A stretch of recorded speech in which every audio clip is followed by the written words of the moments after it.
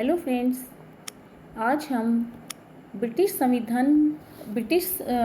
संसद के बारे में अध्ययन करेंगे। जैसा कि हम सभी जानते हैं कि सरकार के 3 अंग होते हैं, कार्यपालिका, व्यवस्थापिका और न्यायपालिका। बात करते हैं आज हम व्यवस्थापिका की, लेजिस्लेचर की, जिसका मुख्य कार्य कानून का निर्माण करना होता है। जब हम ब्रिटिश संसद की बात करते हैं तो यहाँ पर इसकी जो सबसे बड़ी विशेषता है वो है संसदीय सर्वोच्चता, पार्लियामेंट्री सुप्रीमसी। जैसे कि डाइसी ने कहा है कि ब्रिटिश संसद वैधानिक रूप से इतनी शक्तिशाली है कि वह एक शिशु को प्रौढ़ घोषित कर सकती है और यदि वह उचित समझे तो किसी व्यक्ति को अपने ही मामले में न्यायाधीश बना सकती है। तो थ्योरेटिकल तो जो ब्रिटेन है उसकी जो पार्लियामेंट है वो संप्रभु है, सॉवरेन पावर रखती है और जैसा चाहे वो कानून बना सकती है और जैसा चाहे संविधान में संशोधन कर सकती है। और यहाँ तक कि जो न्यायालय है वो भी उसके कानून को अवैध घोषित नहीं कर सकते हैं। जैसा कि मेरियट ने लिखा है कि ब्रिटिश संसद से प्राचीन कोई विधानमंडल नहीं है, इसका अधिकार क्षेत्र सबसे अधिक विस्तृत है और इसकी जो शक्तियां हैं वो क्या हैं, बिल्कुल असीमित है। यह धार्मिक और लौकिक सभी मामलों में कानून निर्माण की सर्वोच्च सत्ता है। तो इस प्रकार से हम देखते हैं कि यहाँ संसद की शक्ति, अधिकार क्षेत्र इतना सर्वोपरि और पूर्ण है कि इसकी कोई सीमाएं नहीं बांधी जा सकती है। और यदि हम डी लॉम्से के शब्दों में कहें तो उन्होंने कहा है कि ब्रिटिश संसद सब कुछ कर सकती है, केवल स्त्री को पुरुष और पुरुष को स्त्री नहीं बना सकती है। अर्थात British parliament can do everything but can not make a man of a woman and a woman of a man. तो इससे हमें पता चलता है कि जो यहाँ पर संसदीय सर्वोच्चता का सिद्धांत पाया जाता है वो बहुत ज़्यादा कहना चाहिए महत्वपूर्ण है। इसी प्रकार से दूसरा जो सिद्धांत होता है वो होता है न्यायिक सर्वोच्चता का, अर्थात न्यायालय ही सर्वोपरि है। वह व्यवस्थापिका या संसद के द्वारा बनाए गए कानूनों को अवैध घोषित कर सकता है और वहाँ पर न्यायिक पुनरावलोकन की शक्ति भी होती है, जैसा कि हम अमेरिका में देखते हैं। तो संसद की संप्रभुता और न्यायालय की संप्रभुता दोनों अलग अलग हैं। जब हम ब्रिटेन की बात करते हैं, जैसा कि हम सभी जानते हैं कि ब्रिटिश संसद बहुत पुरानी है और अगर हम अपने संविधान की बात करते हैं तो हमारा अधिकांश जो हमारी संसद है वो बिल्कुल उसका जो ढांचा है वह ब्रिटिश संसद पर ही आधारित है। तो ब्रिटिश संसद की जो संप्रभुता है वो कैसे संप्रभु है?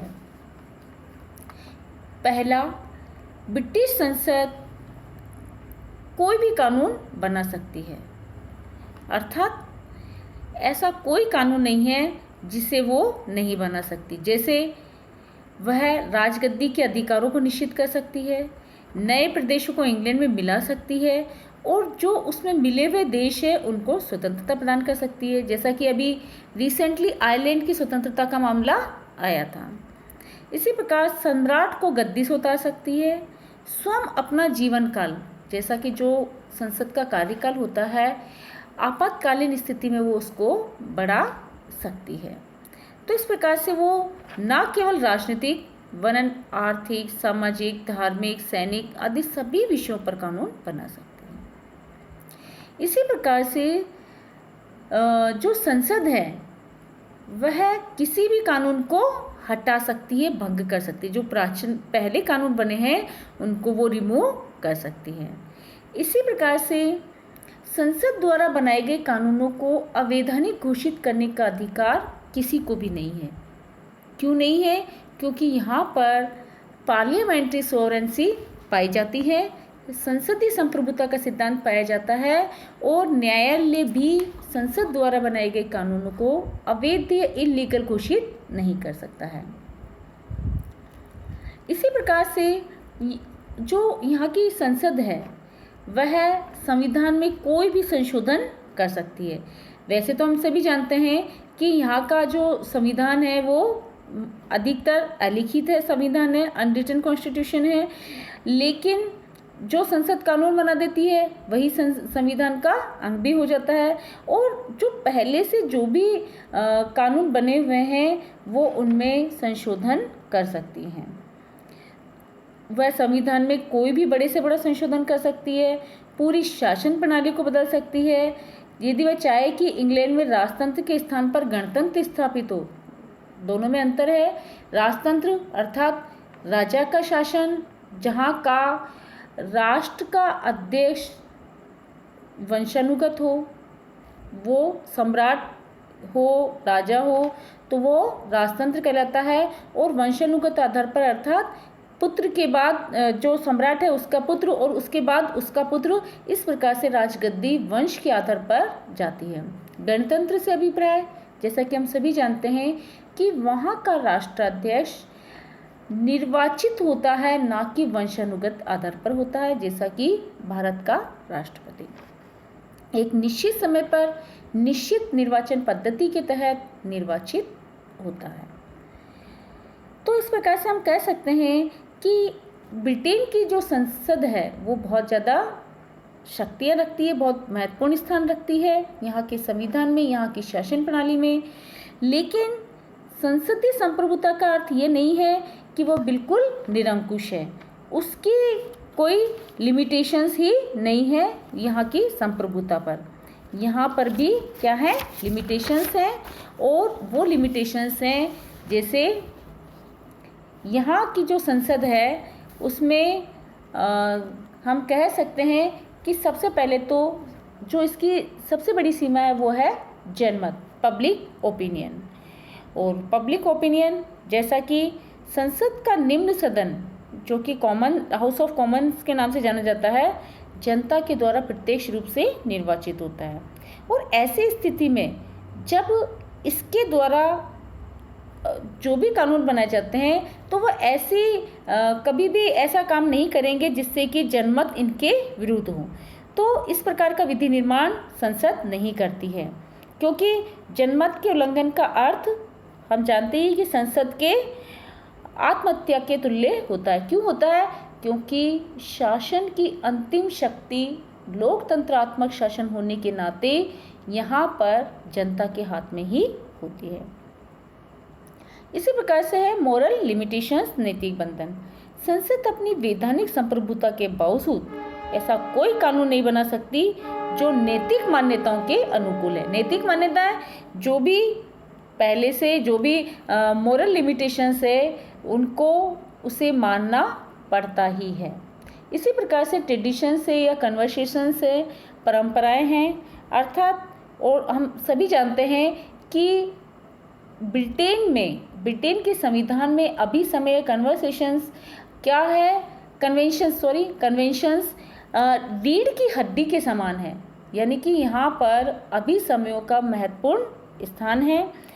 और संसद के द्वारा कोई भी ऐसा कानून नहीं बनाया जाता जो कि सुस्थापित परंपराओं के विरुद्ध हो, प्रतिकूल हो।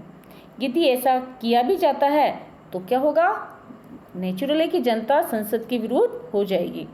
और यदि किसी परंपरा की उपयोगिता समाप्त हो जाती है तभी संसद कानून द्वारा उसे बदल सकती है, हटा सकती है।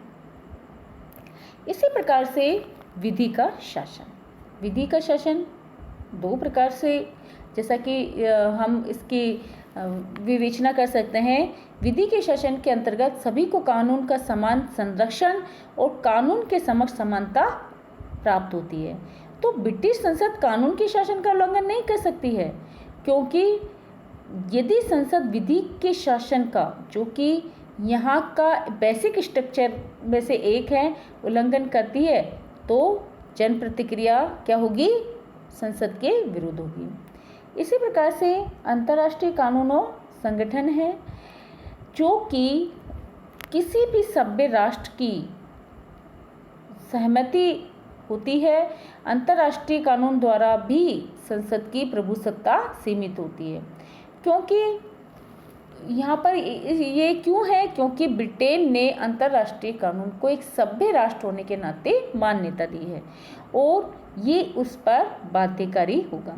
तो हम इस दृष्टि से इस निष्कर्ष पर पहुँचते हैं कि इंग्लैंड की संसद कानूनी दृष्टि से भले ही संप्रभु हो, सॉवरेन पावर रखती हो, किंतु व्यवहार में उसकी संप्रभुता की अनेक लिमिटेशंस हैं और यह ब्रिटिश संविधान में सिद्धांत और व्यवहार के मध्य अंतर का एक उदाहरण है। जैसा कि हमने इसकी विशेषताओं में देखा था कि यहाँ पर सिद्धांत अर्थात थ्योरेटिकली संसद संप्रभु है, सर्वोच्च है, वो कोई भी कानून बना सकती है, लेकिन व्यवहार में ऐसा नहीं है। तो सिद्धांत और व्यवहार में जो अंतर पाया जाता है उसका ये एक श्रेष्ठ उदाहरण है। तो हम कह सकते हैं कि ब्रिटिश संसद क्या है? सिद्धांत के रूप में एक संप्रभु है, लेकिन व्यवहार में नहीं है। अब बात करते हैं हम ब्रिटिश पार्लियामेंट की। ब्रिटिश पार्लियामेंट अर्थात ब्रिटिश संसद में कौन कौन आता है? तो हम इस चार्ट में देख रहे हैं कि सबसे पहले राजमुकुट और राजा। हम इसका आगे चलकर दोनों का जब हम कार्यपालिका का अध्ययन करेंगे तो हम इन दोनों में अंतर देखेंगे, क्योंकि राजमुकुट एक संस्था है और राजा एक व्यक्ति है।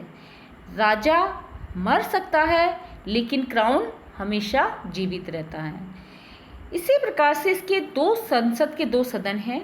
हाउस ऑफ कॉमन्स जिसका जो अध्यक्ष होता है उसे हम स्पीकर कहते हैं, और हाउस ऑफ लॉर्ड्स जिसके स्पीकर को हम लॉर्ड चांसलर कहते हैं।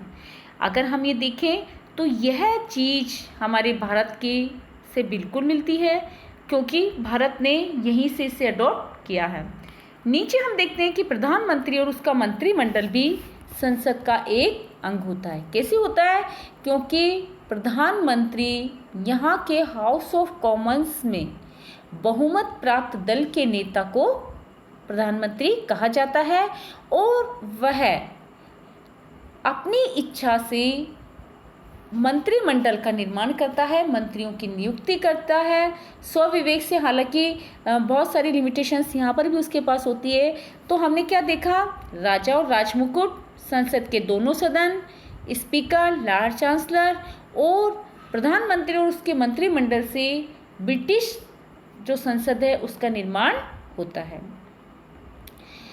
तो हम कह सकते हैं कि ब्रिटिश पार्लियामेंट सैद्धांतिक रूप से सब कुछ करने में समर्थ है सिवाय स्त्री को पुरुष और पुरुष को स्त्री बनाने के, लेकिन व्यवहार में ऐसा पॉसिबल नहीं है, उस पर बहुत सारी सीमाएं हैं। और बात करते हैं हम ब्रिटिश पार्लियामेंट के स्ट्रक्चर की, तो इसमें राजा, राजमुकुट, प्रधानमंत्री, उसका मंत्रिमंडल और इसके दोनों सदन और उसके ऑफिसर्स आते हैं। कल हम हाउस ऑफ कॉमन्स और हाउस ऑफ लॉर्ड्स के स्ट्रक्चर के बारे में बात करेंगे। धन्यवाद।